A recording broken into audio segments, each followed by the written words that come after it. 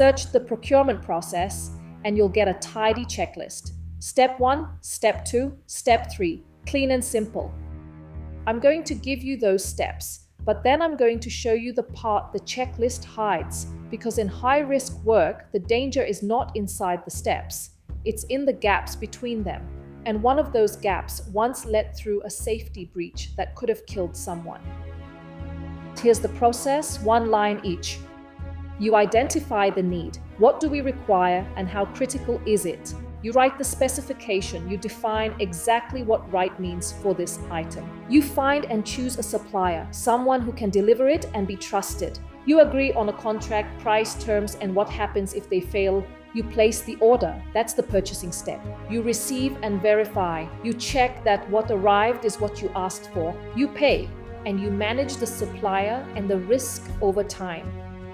That's the process. Learn it, it matters. But here's the thing, each of those steps is a gate, a place where a risk should get caught. The biggest failures, though, don't happen inside a step, they happen at the handoff, where one team finishes and passes to the next, and each one assumes the other already checked. Let me show you. A piece of equipment for handling hydrocarbons came through this process with a breach of safety standards. The kind of breach that could lead to fatalities. And here's the uncomfortable part.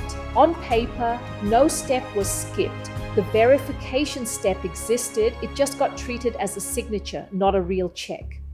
The risk lived in the gap between it was ordered to specification and someone actually confirmed it was safe to use. Nobody owned that gap. A pressurized piece of equipment with a maximum operational capacity of 800 pounds per square inch, and somebody attached a hose only rated up to 300 pounds per square inch. So what do good high-risk teams do differently? They write specifications that spell out the real use, not just the generic standard. They add compatibility checks where one category can affect another. They make verification a real check with a person accountable for it, and they document what happens at every handoff, so nothing gets assumed. The mindset is simple. At every gate, you ask one question. What happens if this is wrong and we don't catch it here? The procurement process is not paperwork. It's a series of chances to stop a failure before it reaches your operation. If you want more on where these gaps hide, subscribe. The free chapter of my book is